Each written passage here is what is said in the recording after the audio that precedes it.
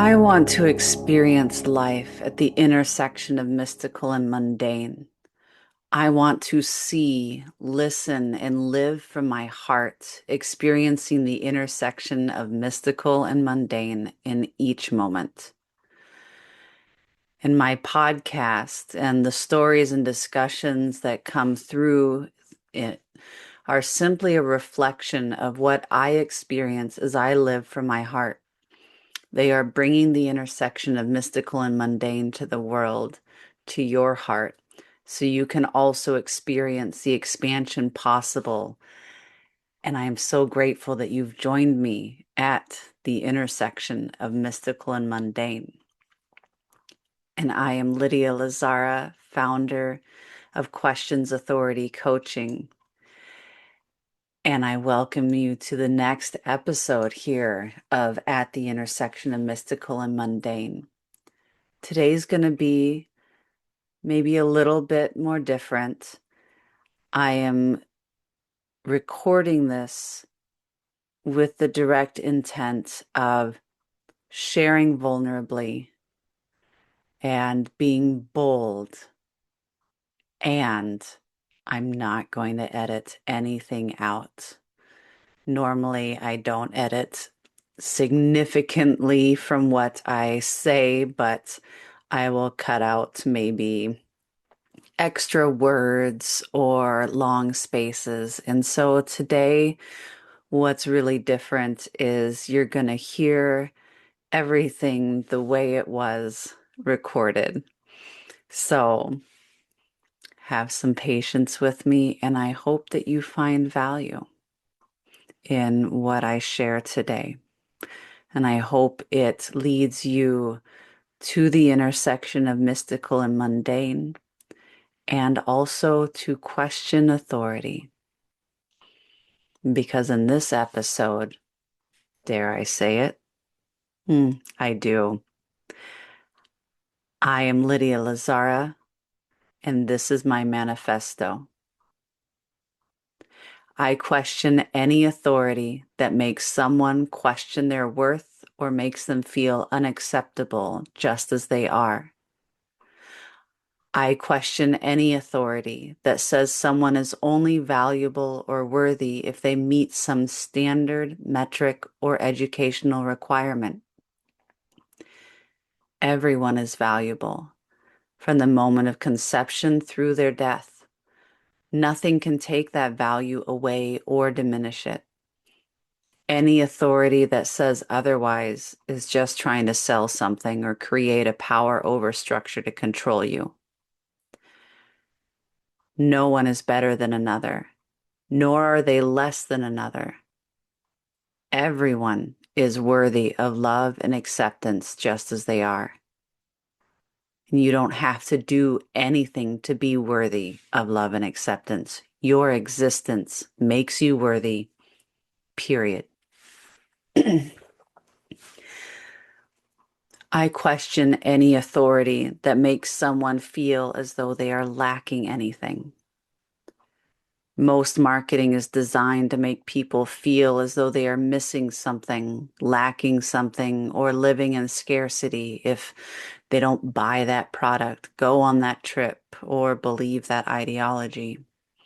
This can also tie into belonging and worthiness. Just because we don't look a certain way, dress a certain way, or drive that luxury car doesn't mean that we are lacking anything or unworthy of belonging and love. We aren't lacking anything. Everything we need is inherently within us. I question any authority that uses tactics to distract in order to maintain or gain control or power over someone. Distraction is the primary tactic of social media, mainstream media, and politics. When they keep the masses distracted with stories promising disclosure or promoting stories of division, hatred, and war, they keep people under their control. They maintain control of what you feel, what patterns and habits you maintain, and they control the narrative for not just your life, but the world's. So start paying attention to the man behind the curtain pulling all the levers. Better yet, start paying attention to your own body and soul so you can develop true discernment. I question any authority that uses power over others to promote themselves or their agenda.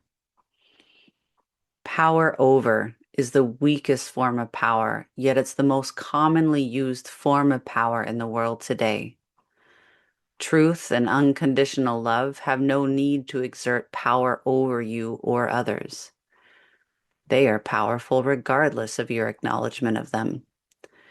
And those who also stand in that truth and unconditional love will never need to have power over another to know and to be in that power. I question any authority that uses shame or guilt as a tactic to maintain or gain control or power over someone. Shame and guilt are never an acceptable method of modifying behavior or exerting power. Unconditional love never needs to use shame or guilt, and neither does the truth. I question any authority that uses fear as a tactic to gain power, our attention, or to distract us from corruption. Fear is never an acceptable tool to use. It is always a sign of weakness and imbalance rather than of power and truth. Truth, or God, never needs to use fear to get what it wants, what it needs to maintain balance, to be powerful. I question any authority that promotes tolerance over love and the eradication of the divine masculine and feminine within both the individual and the collective. Being masculine is not toxic. Being feminine is not weak. We all have both masculine and feminine within our souls, which work to promote a balance and harmony within ourselves and the entire world. It is vital to allow and encourage those with more of the divine masculine to protect and support.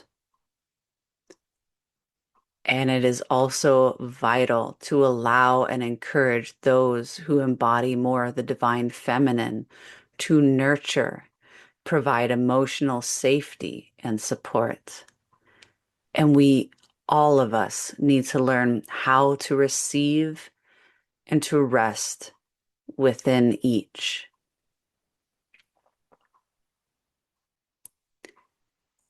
I question any authority that uses any tactic to promote or create division and hatred between individuals, groups, communities, and nations. We are all created by God and are part of God. No human is the enemy. Division and hatred are the enemies. And the only solution is to return to ourselves, to our souls, and to God. To remember that we are all part of a unified whole.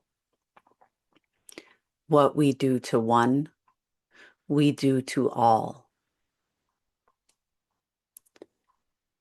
I question any authority that puts conditions on their acceptance and love of someone. Conditional love is a distortion that we have come to believe is love when it is not. True love has no conditions, no expectations, no reasons why someone could lose love. True love does not condemn, regardless of what person's actions.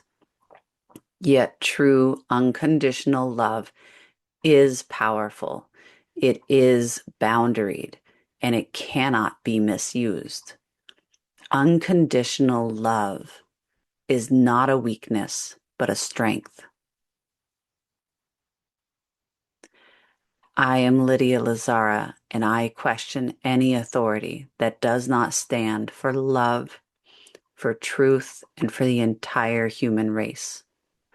I question all authorities because those that stand in truth and unconditional love do not seek to control or exert power over anyone. They welcome being questioned, and they will still be standing in that love and truth after being thoroughly scrutinized.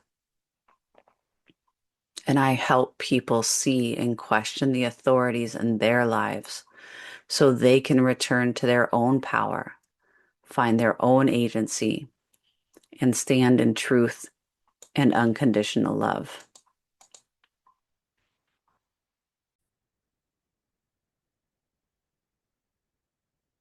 So that is my manifesto. That is what I stand for. That is my declaration to the world. I am here and I have been questioning authorities since I was so tiny. And yeah, I learned early on as a child that it wasn't safe to question out loud. And I, in fact, did my best through most of my teenage years all the way up into my late 30s to shut down that questioning part of me. And I was never very successful at it. What I did do was internalize the questions and keep silent about a lot of it. But it, keeping silent, keeping it internalized, started to have unintended consequences, started to increase my stress levels, it started to destroy my health and even destroy relationships. Because if I couldn't question, if I couldn't be myself and who I am as Lydia Lazzara is a questioner of authority. And if I couldn't do that openly, then, well, then I wasn't being true to myself. And it took my body becoming so sick with COVID and then turning it into long COVID, where my nervous system shut down, for me to come back to me, to find my voice again. And it's been a good 4+ years now that I've really been working on finding my voice and coming back to myself. And I know that there is still more to go, more to come back to, more to bring home to myself and to learn about myself and to experience. But this manifesto that I've just shared with you, these are my truths. These are my statements of power. Every time I question authority, whether I do it out loud or internally, now that I am aware of what I am doing, every time I question authority, I call that power back home to me. And make no mistake, most of these authorities are non-existent entities that I've placed in my mind as having power over me. because no one ever outright told me consistently, I should say, that I shouldn't question, that I had to deny my authenticity in order to fit in. No one ever told me that. These were simply messages that I picked up from the world around me, from my family, from school, from church. And I think one of the biggest things is that unconditional love versus conditional love. Let's just chat about that for a moment because this one really, it really goes deep for me. I could never understand, being raised a Christian, why we were told that God, that Jesus holds this unconditional love for us and yet would send us to hell if we didn't play by this one religion's rules. I could never understand why, if there is unconditional love, there were unforgivable sins. I could never understand why, if there is this unconditional love, the church was a place so consumed with judgment and shame and guilt. It didn't make sense to me. As a young child, it did not make sense to me. I could feel this weirdness, this disconnect, this hypocrisy, and I didn't have the words for it when I was young. And as I got older, I just started to shut down and shut myself out of my own body because that was the only way that I could continue to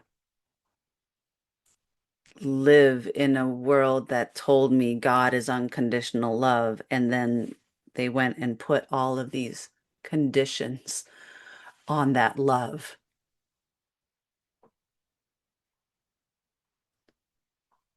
The only way that I could see to move forward was to disconnect from myself. And when I disconnected from myself, I disconnected from God. I disconnected from that unconditional love. I disconnected from that truth. And that happens to just about every single one of us on this earth when we are children. At some point, that seems to be the only way to move forward for us in this world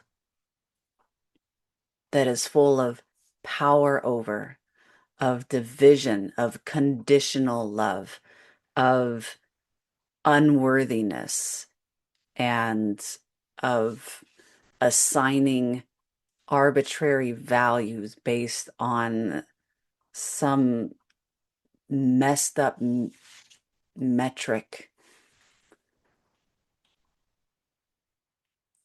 And so we disconnect.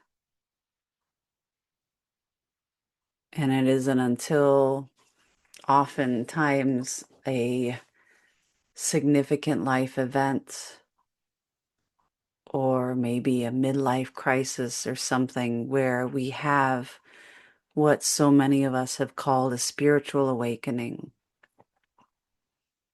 where we get tired, and excuse my language here, we get tired of the bullshit.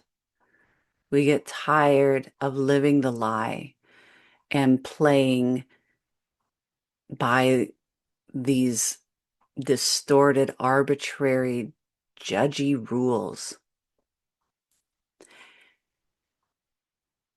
And we start to come home to ourselves again. That's what I've been doing the last 4.5 years since my spiritual awakening first started. And the more, in quotation marks, awake I become, the more aware of myself I become, the more I recognize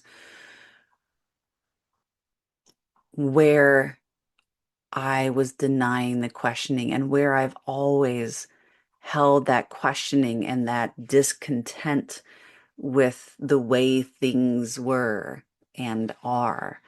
And the more I can see all of these points in my life where I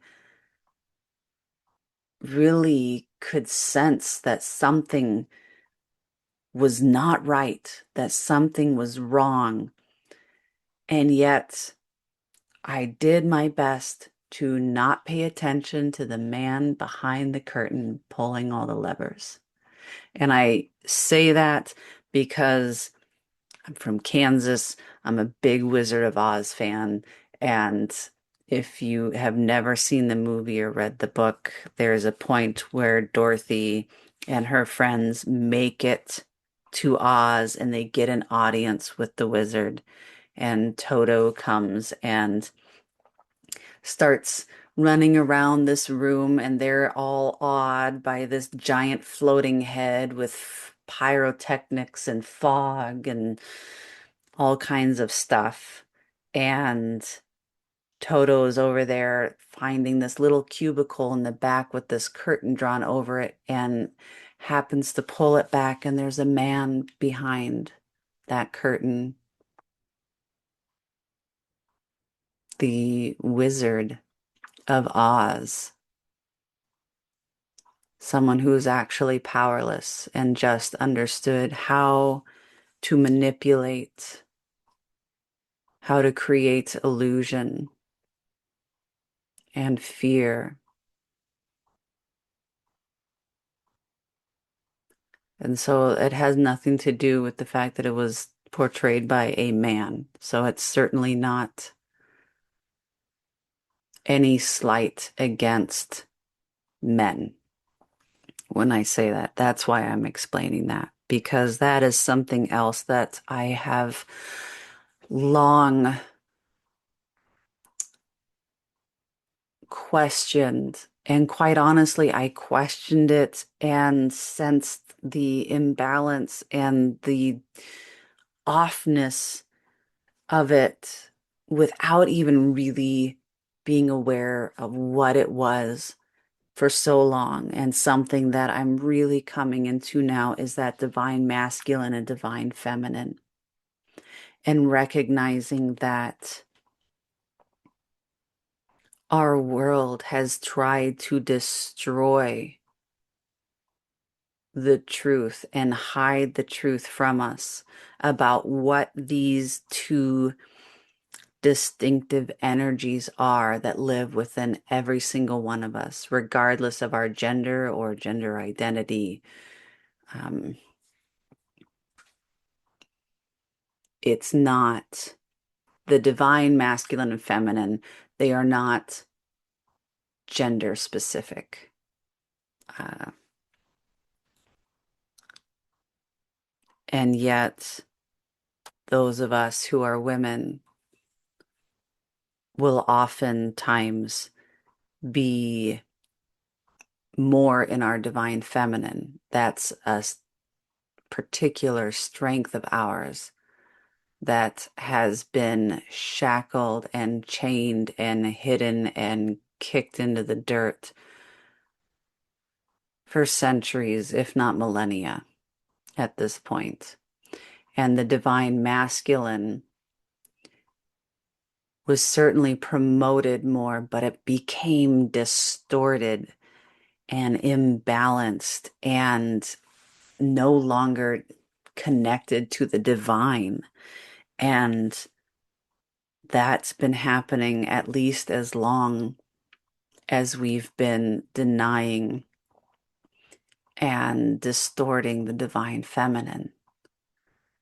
And the reason that's been happening is because the men behind the curtain pulling all the levers, whatever those powers are, and I am not going to claim to know. I know there are a lot of spiritual teachers out there who, and even conspiracy theorists who have names for these groups or these different people, and a lot of them note that they aren't even human. And whatever your belief is around that, that's fine. But whatever these powers are, even if they're just systems that have been in place for so long that we literally can't even comprehend how to break out of them anymore, even though we know that they are crumbling and that they are distorted and they've become this evil entity all on their own. Even if it's just that, there's these levers being pulled to maintain power over, to keep us guilt and shame ridden, because it keeps us under their control and it keeps us buying and it keeps us in fear and it keeps us coming back to those powers over and over again because we have forgotten how damn powerful we are. We do not need any of them. We really don't. We need to come home to ourselves. We need to remember who we are. We are divine.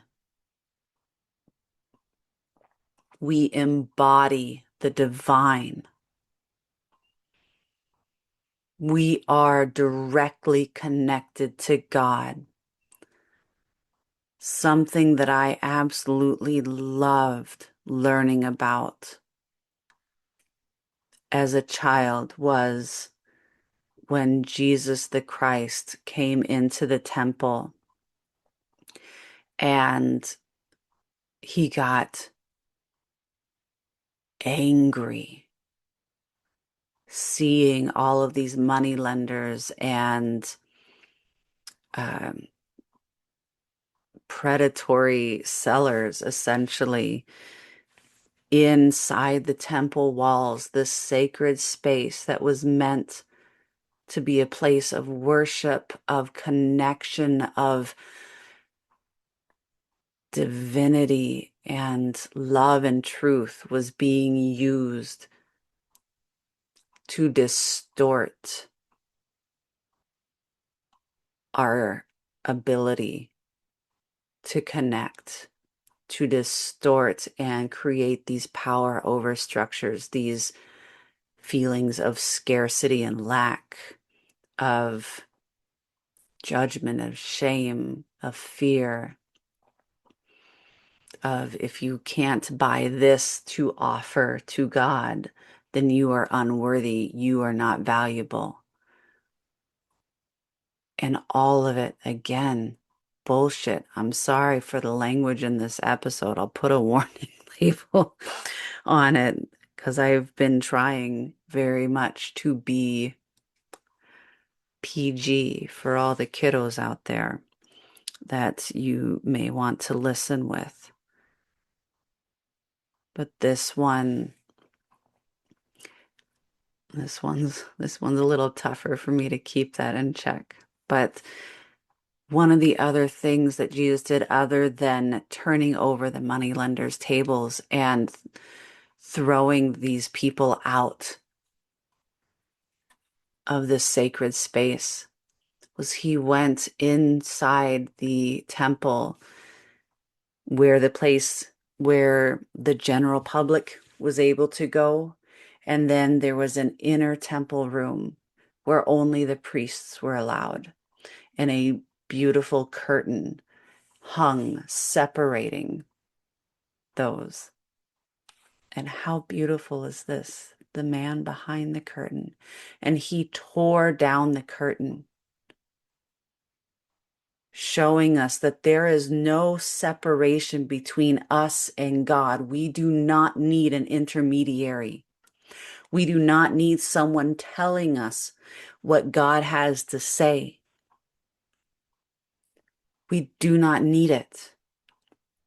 And when we rely on that, we get manipulated. We become powerless. That isn't to say that you should stop going to church or stop listening to your religious leaders or spiritual leaders or pastors out there. That's not to say that those are wrong.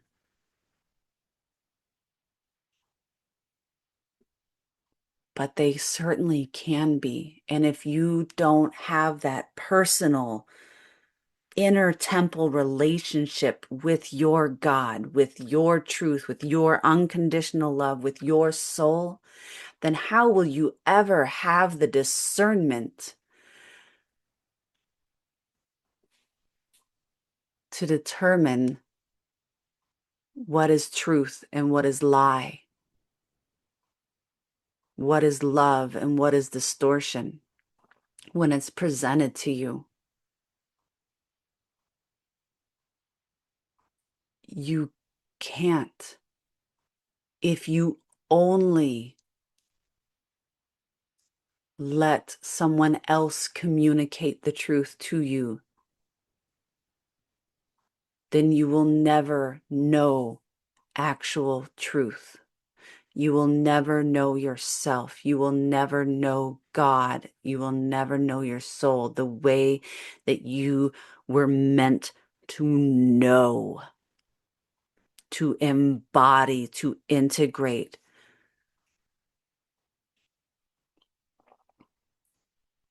That is why I am here. That is what I am bringing to this earth, is this questioning. And it's not a questioning with judgment. It's this questioning with open curiosity and with the intent of calling home our power to ourselves, to calling home our memories, our remembrance, because deep inside our souls, we know who we are. We remember who we are. And we know that we are one with God, that God has simply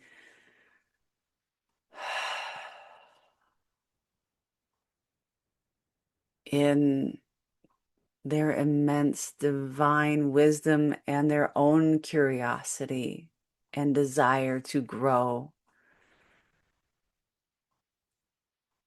decided to create individuations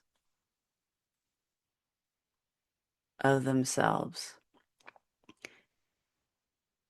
And yes, I am using they, them for God because I don't have a better way to say it in the English language that doesn't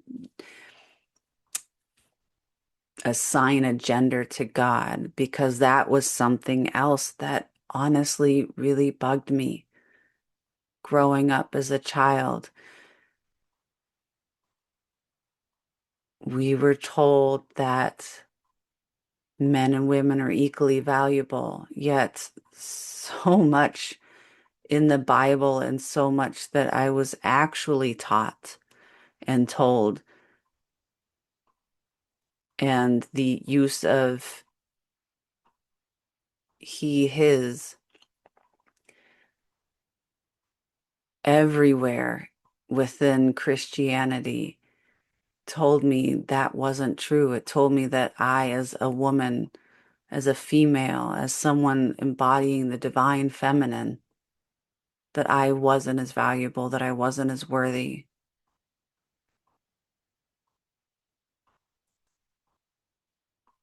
that I wasn't as necessary and that I wasn't a part of God.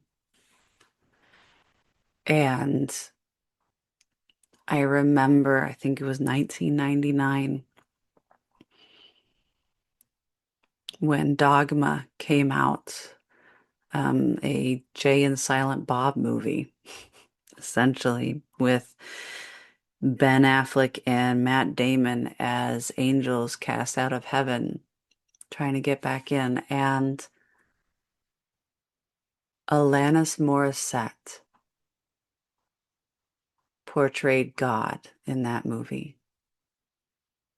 And that was the first time I had experienced a portrayal of God that was something other than a man.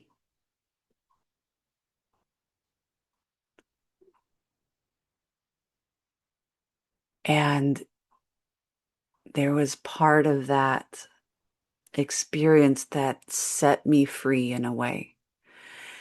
And it sat with me. And again, it opened me up to questioning so much of what I had been taught by the man pulling all the levers behind the curtain,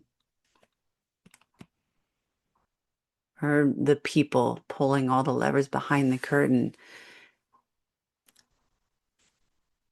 God is so much more than a he, him, a she, her, or even a they, them.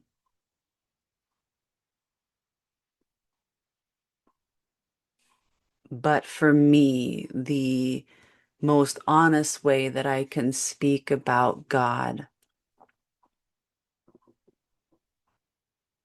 with the language that I have currently at my disposal is to use they, them.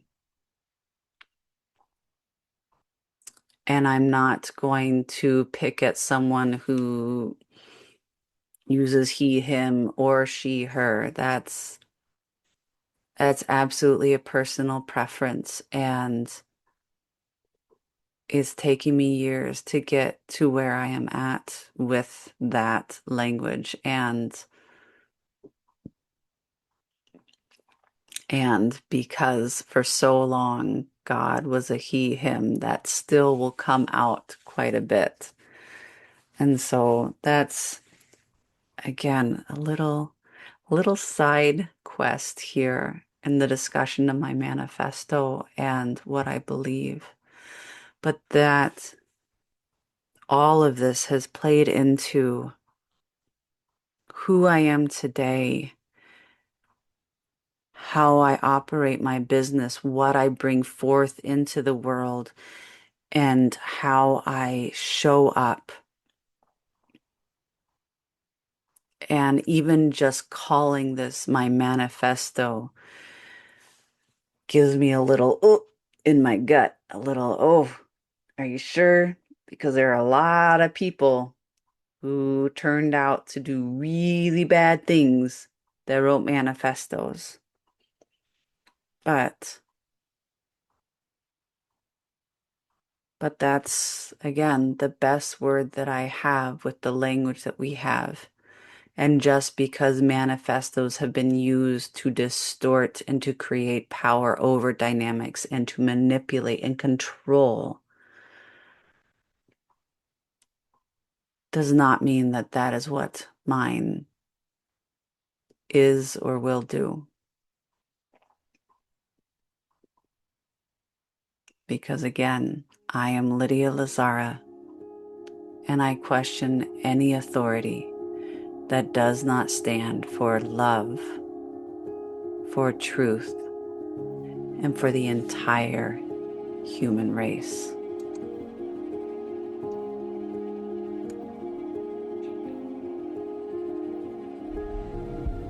So thank you very much for joining me for this episode of At the Intersection of Mystical and Mundane.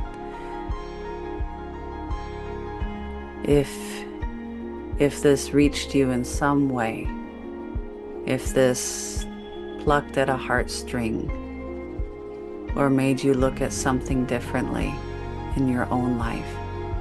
Please be sure to like, subscribe, follow me on your preferred podcast platform. And can I ask that you share me with a friend? I also would love to invite you to connect with me on social media. You can find me at Questions Authority Coaching on Facebook and on YouTube and Instagram. My handle is at questions_authority. And all of those links are on my website as well, questionsauthority.com. I'd love to connect with you. Let me know what you think. Let me know what this episode made you feel, made you question. Maybe it pissed you off. Let me know that too. I'm here for all of it, because we are all one, just having individuated experiences, living under the illusion of separateness and loneliness. I love you all, and be sure to look for the next episode to drop on the 1st of the month. New episodes drop on the 1st and 15th of every month. Have a beautiful day, and I send you love, and I invite you to find the courage to start questioning the authorities in your life.